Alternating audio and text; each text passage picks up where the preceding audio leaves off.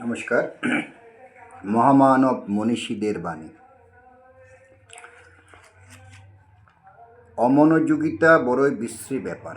এটি খুবই খারাপ অভ্যাস। যত শীঘ্র সম্ভব এই বদভ্যাস হইতে মুক্ত হওয়া যায় ততই মঙ্গল। একটি নির্দিষ্ট সময় একটি নির্দিষ্ট বিষয় চিন্তা করার অভ্যাস গড়িয়া তোলার জন্য বারংবার চেষ্টা করো। একটি নির্দিষ্ট বিষয়ের উপরই তোমার চিন্তার আলোক নিক্ষেপ করো, দেখিবে একটি পরিবর্তন আসিবে।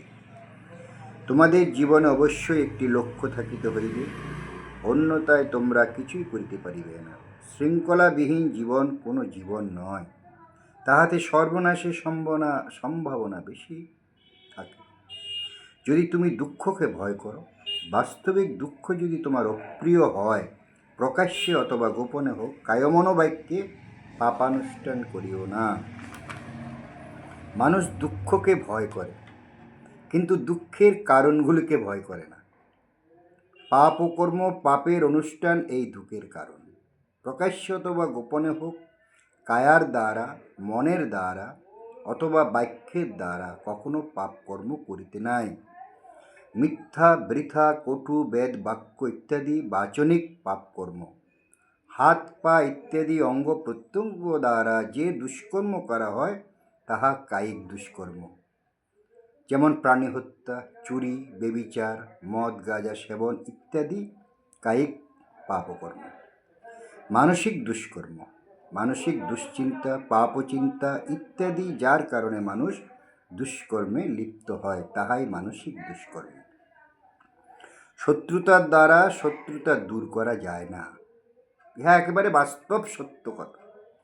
মৈত্রী দ্বারাই শত্রুতা দূর করা সম্ভব। যদিও কঠিন কাজ শত্রুর প্রতি মৈত্রী পোষণ করা, তবু অভ্যাসের দ্বারা ইহা সম্ভব এবং ইহাই সনাতন নীতি। যাহারা সবসময় অন্যকে শত্রু ভাবে তাহাদের শত্রুতা কখনো কমে না। ধম্মপদ, বৌদ্ধ ধর্মগ্রন্থ থেকে।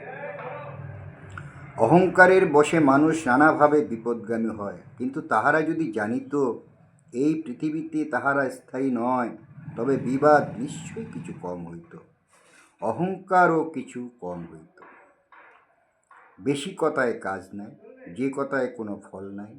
অল্প কথা ভালো, যাহা ন্যায় এবং সত্য, শুভ ফলদায়ক। ভগবান বুদ্ধ। যাহারা শুধু সুন্দর সুন্দর কথা বলে কিন্তু কথা অনুযায়ী কাজ করে না, তাহারা গো রক্ষাকারী রাখালের মতো, শুধু গরু চড়ায়, দুধের ভাগী হয় না। যারা অল্প কথা বলে অথচ সেই মতো কাজ করে, তাহারাই যথার্থ মনুষ্য। অনাচ্ছাদিত গৃহে যেমন বৃষ্টি ঢুকে, তেমনি অনাচ্ছাদিত মনেও রাগ, দেশ, মোহ প্রবেশ করে। সুআচ্ছাদিত গৃহে যেমন বৃষ্টি ঢোকে না, তেমনি সুআচ্ছাদিত মনেও কামরাগ প্রবেশ করে না। ধর্মপদ, বৌদ্ধ ধর্মগ্রন্থ। সুআচ্ছাদিত মন তৈরির জন্য শীল সমাধির প্রয়োজন। যাহারা পাপকর্মে লিপ্ত থাকে তাহারা সেই পাপের কথা স্মরণ করে বর্তমানে অনুতপ্ত হয়, ভবিষ্যতে অনুতাপ করে। যাহারা পুণ্য করে তাহারা সেই পুণ্যের কথা স্মরণ করে বর্তমানেও আনন্দিত হয়, ভবিষ্যতে আনন্দিত হয়। পরিশ্রমী সংযত ধর্মজীবীগণের প্রশংসা সর্বত্র বৃদ্ধিপ্রাপ্ত হয়। পরের ভুল দেখা খুব সহজ, কিন্তু নিজের ভুল দেখা খুব কঠিন। পরের ভুল দেখে ভাবার কিছুই নাই, নিজের ভুল সম্বন্ধে সজাগ থাকো।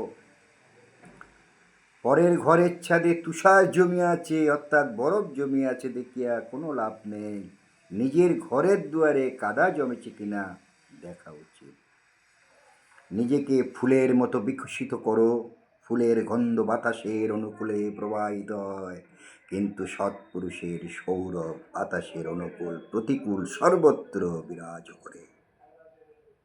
ধম্মপদ, বৌদ্ধ ধর্মগ্রন্থ।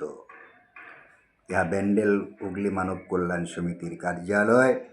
এই ব্যান্ডেল হুগলি মানব কল্যাণ সমিতির ইউটিউব চ্যানেলটি আপনারা সাবস্ক্রাইব করুন এবং এই অমৃতময় বাণী দিক দিগন্তে ছড়িয়ে দিন, কারণ সমাজের অবক্ষয় আমাকে অত্যন্ত ব্যথিত করে। আমার তাই সমাজের জন্য, এই ঘুণধরা সমাজের জন্য, দুর্নীতি ইত্যাদি বিষয়ে মানুষকে সামান্যতম জাগ্রত করার জন্য, সুপরামর্শের জন্য নিরলস প্রয়াস করছি। শুধুমাত্র মহামানব মনীষীদের বাণী নয়, আইন সম্পর্কেও সচেতন করছি। আইন যে কী অবস্থায় চলছে, বর্তমান সুপ্রিম কোর্টের বিভিন্ন মামলা বিষয়ে আপনারা জানতে পারছেন। বিচার ব্যবস্থা অসুস্থ হয়ে গেছে, অসুস্থ, চিকিৎসা দরকার আছে। চেষ্টা করে যাব, আপনাদের যদি সহযোগিতা থাকে, অর্থাৎ এই পোস্টগুলোকে দিক দিগন্তে ছড়িয়ে দিন।